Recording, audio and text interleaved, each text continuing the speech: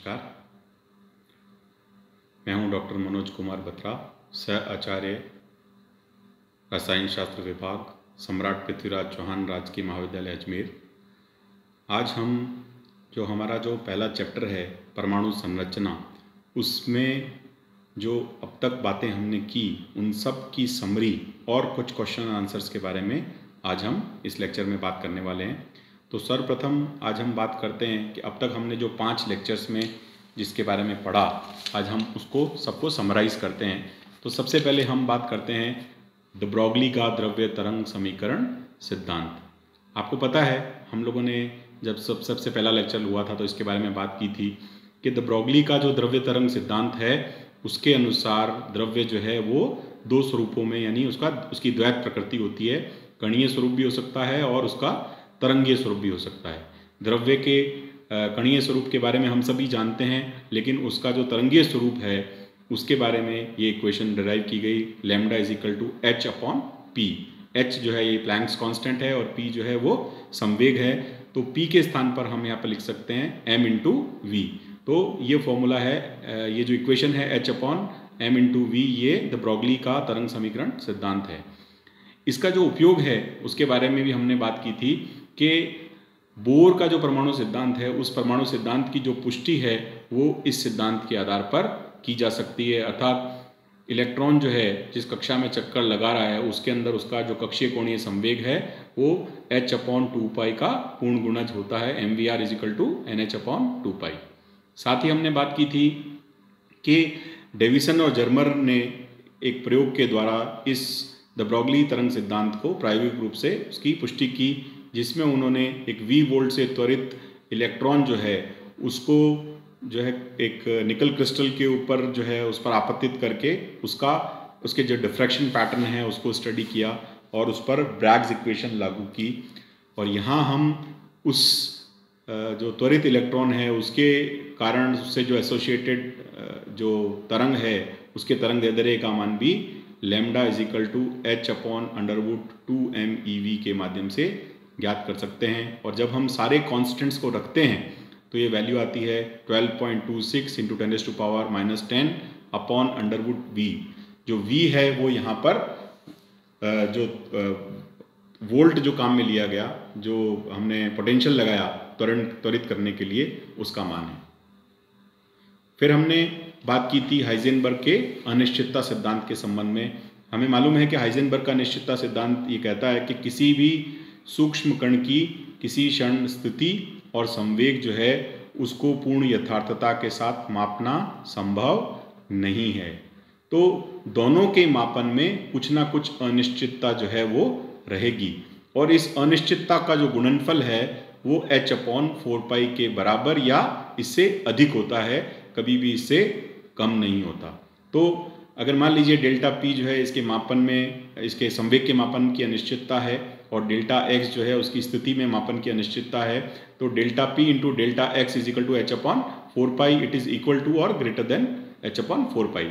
अगर यहाँ पर हम डेल्टा p की जगह पर संवेग के स्थान पर m इंटू डेल्टा v लिखेंगे तो ये इक्वेशन चेंज हो जाएगी, वो हो जाएगी delta x into m into del v which is equal to और ग्रेटर देन h अपॉन 4।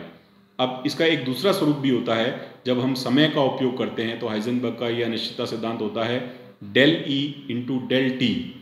यहाँ डेल ई जो है वो ऊर्जा के मापन में अनिश्चितता है और डेल टी समय के मापन की अनिश्चितता है। ये बराबर होता है h अपॉन 4 के। हाइजेनबर्ग के अनिश्चितता सिद्धांत से ही जो कक्षक का जो अवधारणा है उसका जन्म हुआ। और हम जानते हैं कि कक्षक क्या है। कक्षक है नाभिक के चारों ओर के उस त्रिविमीय आकाश को हम कक्षक कहते हैं जहाँ किसी निश्चित ऊर्जा के इलेक्ट्रॉन के पाए जाने की संभावना जो होती है वो अधिकतम होती है। उसके बाद में हमने बात की थी श्रोडिंगर तरंग समीकरण के बारे में। देखिए श्रोडिंगर तरंग समीकरण ये जो 3 रूप हैं उसमें पहला है del square psi upon del X square plus del square psi upon del Y square del square psi upon del Z square plus 8 square M upon H square multiplied with E minus V is equal to 0। अब यहाँ पर हम del square upon del X square plus del del square upon del Y square plus del square upon del Z square के स्थान पर हम एक यहाँ पर गणितीय ऑपरेटर जो है जिसको हम लैप्लासियन ऑपरेटर कहते हैं वो डेल स्क्वायर रख सकते हैं। तो उसके बाद में ये जो हमारा इक्वेशन है वो हो जाती है del square psi plus 8 pi square M upon H square multiplied E minus V is equal to 0। और तीसरा जो स्वरूप है उसको हम लिख सकते हैं H psi is equal to E psi. अब यहाँ एच जो है वो एक संकारक है, जो ऑपरेटर है जिसको हम हैमिल्टनियन ऑपरेटर कहते हैं, जो कि तरंग फलन जिसको हम साई से लिख रहे हैं वो उस पर इस प्रकार से संकारित होता है कि जो प्राप्त परिणाम है एक तरंग फलन आइगन फंक्शन व संख्यात्मक मान ई जिसको हम आइगन वैल्यूज कहते हैं इनके गुणनफल के रूप में हमें प्राप्त होता है। तो ये श्रोडिंगर तरंग समीकरण के बारे में हमने बात की। फिर इसी में ही हमने बात की थी साई और साई स्क्वायर की सार्थकता के संबंध में।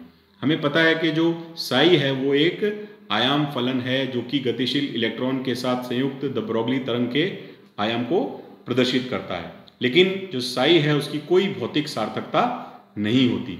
जबकि साई स्क्वायर के द्वारा हम नाभिक के चारों ओर स्थित उस क्षेत्र की पहचान कर सकते हैं जहाँ किसी निश्चित ऊर्जा के इलेक्ट्रॉन के पाए जाने की सबसे अधिक संभावना रहती है। और नाभिक से जैसे जैसे दूरी बढ़ती जाती है वैसे वैसे साई स्क्वायर के मान में कमी आती है, परंतु यह कभी भी किसी भी अवस्था में जो है ये मान शून्य नहीं होता। तो ये श्रोडिंगर इक्वेशन के संदर्भ में हमने ये बातें की थी। फिर अब हम बात करते हैं क्वांटम संख्या। तो जब हम श्रोडिंगर इक्वेशन को, तरंग समीकरण को जब हम हल करते हैं तो हमें उससे 3 क्वांटम संख्याएं प्राप्त होती हैं जिनको हम कहते हैं मुख्य क्वांटम संख्या n, दिगंशी क्वांटम संख्या l एवं चुंबकीय क्वांटम संख्या m, जो कि परमाणु में स्थित इलेक्ट्रॉन की क्रमशः ऊर्जा, उसका संवेग एवं उसकी स्थिति को बताती हैं। तो ये जो तीनों क्वांटम संख्याएं जो हैं वो हमें श्रोडिंगर तरंग समीकरण के हल से प्राप्त हुई। और जो चौथी क्वांटम संख्या थी उसको गॉटमेट और यूलेनबेक ने इलेक्ट्रॉन के चक्रण को बताने के लिए जो है दिया, जिसको हम कहते हैं चक्रण क्वांटम संख्या, जिसको हम कहते हैं स्पिन क्वांटम नंबर। अब इनकी बात में हम संक्षेप में थोड़ा थोड़ा करेंगे। मुख्य क्वांटम संख्या के बारे में कि ये नाभिक के चारों ओर स्थित कोश या मुख्य ऊर्जा स्तर को दर्शाती है और ये हमें परमाणु के आकार के बारे में भी बताती है। किसी एक मुख्य कक्ष जिसको हम n से यहाँ पर दर्शा रहे हैं उसके लिए इलेक्ट्रॉन की जो अधिकतम संख्या जो एक कक्ष में हो सकती है उसको हम दे सकते हैं, उसका जो सूत्र है वो है 2n स्क्वायर। और उसमें कक्षकों की अधिकतम संख्या कितनी हो सकती, वो हो सकती है n स्क्वायर के बराबर। और अगर उसमें हम बात करें उपकक्षकों की अधिकतम संख्या तो वो n के बराबर होती है। उसके बाद में हम बात करते हैं दिगंशी क्वांटम संख्या जिसको हम L से प्रदर्शित करते हैं। तो ये मुख्य कोश में स्थित उपकोश के प्रकार, उसकी आकृति और इलेक्ट्रॉन के कक्षीय कोणीय संवेग को बताती है। किसी कक्ष n में स्थित उपकोशों की कुल संख्या जो होती है वो उसके बराबर होती है, it is equal to n। और उनके जो मान हैं, उपकोशों के मान जो होते हैं वो क्या होते हैं, वो 0 से लेकर n-1 के मध्य होते हैं। यानी कि इसका जो मान है वो जो जिस कक्ष में स्थित है उससे 1 कम होता है सदैव, हमेशा ये हमें ध्यान रखना चाहिए। यदि L उपकोश में हम अधिकतम इलेक्ट्रॉन की संख्या के फॉर्मूले की बात करें तो वो होता है 2 × 2l + 1। और यदि किसी उपकोश में कितने अधिकतम कक्षक हो सकते हैं उसकी संख्या की बात करें तो वो होता है 2l + 1 के बराबर। और इलेक्ट्रॉन का जो कक्षीय कोणीय संवेग जैसा हमने प्रारंभ में किया उसको भी हम यहाँ पर इस सूत्र के द्वारा ज्ञात कर सकते हैं, h/2π√L × l + 1। इसके बाद में हम बात करते हैं चुंबकीय क्वांटम संख्या, जिसको हम चाहें तो m या ml से दर्शा सकते हैं। ये चुंबकीय क्षेत्र में इलेक्ट्रॉन के व्यवहार को समझाता है। और किसी उपकक्ष L में m के अधिकतम मान जो m के जो कुल मान है वो कितने होते हैं, 2l + 1। यानी कि मैक्सिमम जो है जो m की वैल्यूज जो हो सकती हैं वो हो सकती हैं 12l + 1 के बराबर। तो हम कह सकते हैं l = 0 के लिए ये मान होगा 1, जब l का मान 1 होगा तो ये मान होगा 3, l का मान जब 2 होगा जिसको हम कहेंगे d कक्षक होगा तो ये होगा 5, और L का मान जब 3 होगा यानी कि F कक्षक है तो M के कुल मान होंगे 7। तो इस तरह से हम M के मान जो है उनकी संख्या इस सूत्र से बता सकते हैं, और उनका जो वेरिएशन होता है वो इस प्रकार से होता है -L से 0, 0 से +L के बीच में, यानी कि -L to 0, 0 to +L, ये जो है उसकी टोटल वैल्यूज जो होंगी वो इस प्रकार से होंगी।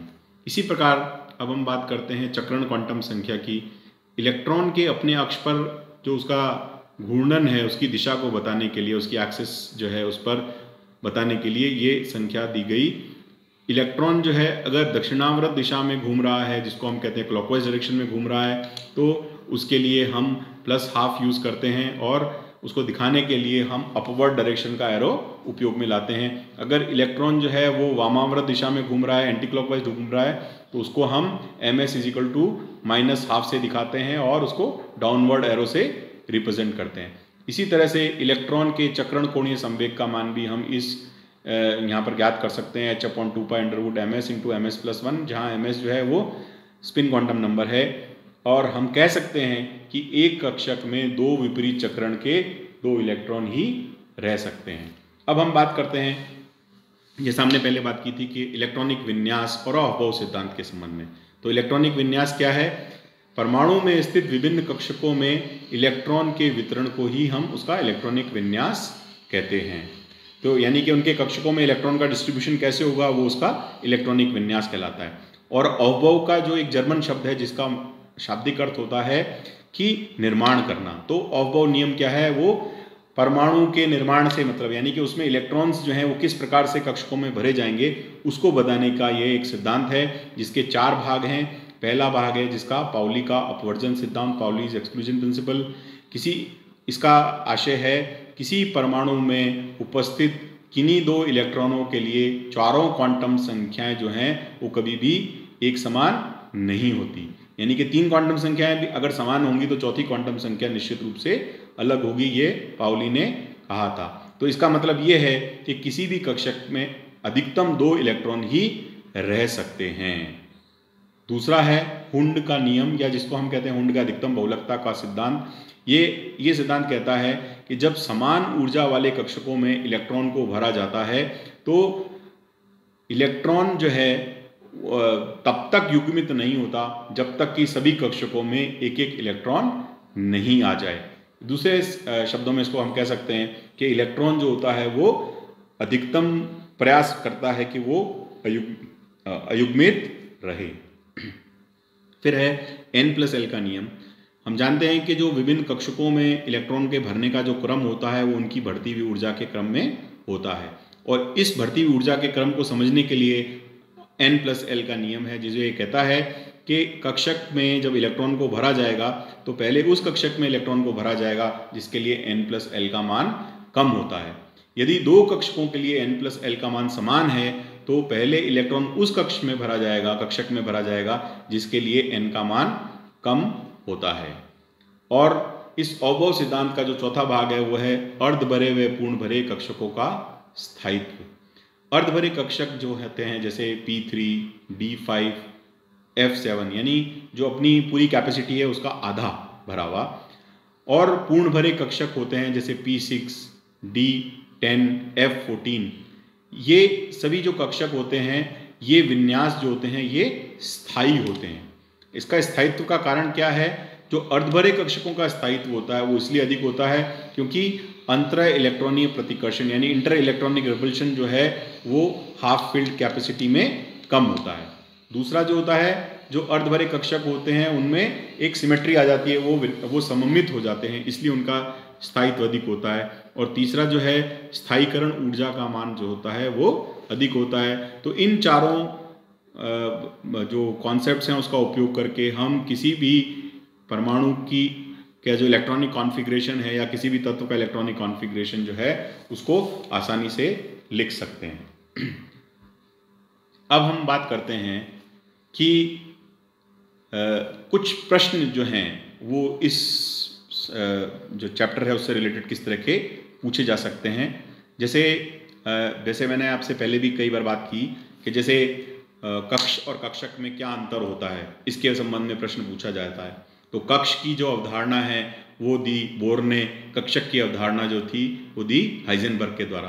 कक्ष में अधिकतम इलेक्ट्रॉन 2n स्क्वायर हो सकते हैं, जबकि कक्षक में 2 ही इलेक्ट्रॉन हो सकते हैं।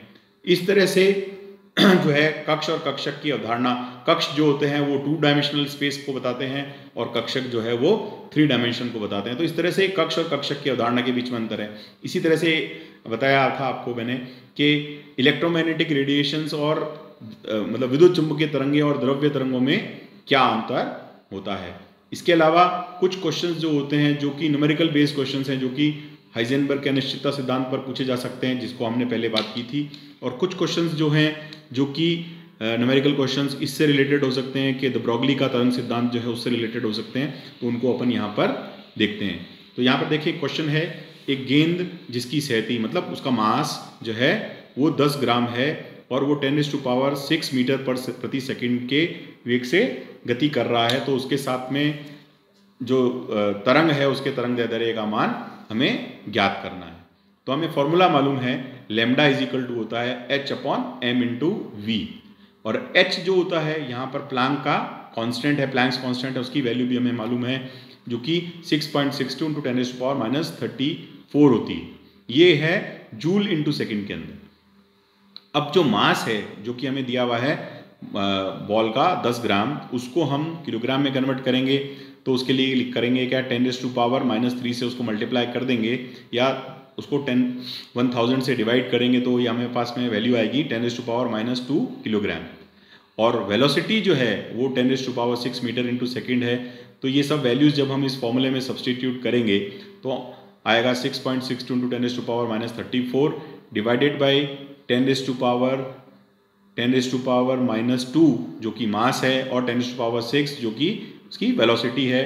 तो आंसर आता है 6.62 × 10⁻38 मीटर्स। तो इस तरह से हम इस बॉल की जो है वो तरंग दैर्ध्य का मान ज्ञात कर सकते हैं। इसी तरह से एक दूसरा प्रश्न है कि 100 ग्राम द्रव्यमान वाली एक गेंद की गति जो है वो 200 सेंटीमीटर प्रति सेकंड है, तो गेंद से संबंधित तरंग दैर्ध्य का मान परिकलित कीजिए। तो यहाँ पर भी वही है कि हमें मास दिया है और वेलोसिटी दी है, लेकिन यहाँ पर मास और वेलोसिटी जो है उसकी यूनिट्स को देखना है, वो हमें ग्राम्स और हमें सेंटीमीटर पर सेकंड में दी है। तो हमें यहाँ h जो प्लैंक्स कांस्टेंट है उसकी वैल्यू भी पर इंटू सेकंड में लेनी है, यानी 6.62 × 10⁻27 डिवाइडेड बाय 100 जो कि उसका मास है और उसकी वेलोसिटी है 200 सेंटीमीटर पर सेकंड। तो यहाँ जो हमारी आंसर आएगा वो हमारे को सेंटीमीटर में प्राप्त होगा। तो यह आएगा 3.31 × 10⁻31 सेंटीमीटर। अगर हमें इसको चाहते हैं मीटर में कन्वर्ट करना, तो इसको हम 10⁻³ से इसको मल्टीप्लाई कर देंगे, तो ये मीटर में 10⁻² से मल्टीप्लाई कर देंगे तो ये मीटर में कन्वर्ट हो जाएगा। फिर नेक्स्ट लेते हैं, यहाँ पर जो ये हमारा क्वेश्चन है वो है कि 100 ग्राम का एक पिंड 1000 सेंटीमीटर प्रति सेकंड के वेग से गति कर रहा है तथा एक अन्य पिंड मतलब एक दूसरी एक बॉडी है जिसका मास जो है वो 9.10 10⁻28 ग्राम्स है और वो 2.18 × 10⁻10 सेंटीमीटर पर सेकंड के वेग से गति कर रहा है। तो दो बॉडीज हैं, दो जो है पिंड दिए हैं, उनका मास यानी द्रव्यमान दिया है, उनका वेलोसिटी दिया है और हम उन दोनों के लिए जो है हमको ये निकालना है, उसके तरंग दैर्ध्य को निकालना है। तो प्रश्न है आगे, दोनों के लिए तरंग दैर्ध्य की गणना कीजिए और बताइए कि किसका तरंग दैर्ध्य ज्ञात करने योग्य है, मतलब किसको हम ज्ञात कर सकते हैं। तो पहले बॉडी के लिए हमने लैम्डा की वैल्यू निकाली है, वो है 6.62 × 10⁻27 क्योंकि हमारे को यहाँ सेंटीमीटर में और ग्राम्स में वैल्यू मिली है, इसलिए डिवाइडेड बाय इसको भाग दिया 100 × 1000, तो हमारी वैल्यू आई है 6.62 × 10⁻32 सेंटीमीटर। दूसरा पिंड जो है उसके लिए हमने कहा कि उसका मास है 9.1 × 10⁻28 और वेलोसिटी जो है वो है 2.1 × 10⁻10। तो इसको हमने इस फॉर्मूले में रखा तो जो वैल्यू आती है वो आती है 3.33 × 10⁻10 सेंटीमीटर। एक आता है 10⁻32 सेंटीमीटर, एक आता है 10⁻10 सेंटीमीटर। तो हम दोनों को देखकर बता सकते हैं कि जो 10⁻32 सेंटीमीटर है उसका मान बहुत ही कम है, जिसको मापा नहीं जा सकता, क्योंकि ये वैल्यू इतनी कम है इसका नापना संभव नहीं हो सकता। तो इसलिए हम कहते हैं कि प्रथम स्थिति में लैम्डा का मान कम है कि प्रायोगिक परिस्थितियों में इसे ज्ञात करना संभव नहीं है। जबकि दूसरी स्थिति में जो है तरंग दैर्ध्य का मान जो है वो एक्सरे किरणों के तरंग दैर्ध्य की श्रेणी का है, जिसको हम ज्ञात कर सकते हैं। 10⁻10 की रेंज में है, जो कि एक्सरे की रेंज है, उसको हम ज्ञात कर सकते हैं। तो इस तरह से इन क्वेश्चंस को सॉल्व करेंगे। एक क्वेश्चन और हमने लिया है, जैसे मान लीजिए कि एक इलेक्ट्रॉन है जिसको 200 वोल्ट से त्वरित किया गया, तो उस इलेक्ट्रॉन का जो वेग है उसकी गणना करनी है और साथ ही उसके तरंग दैर्ध्य की गणना करनी है।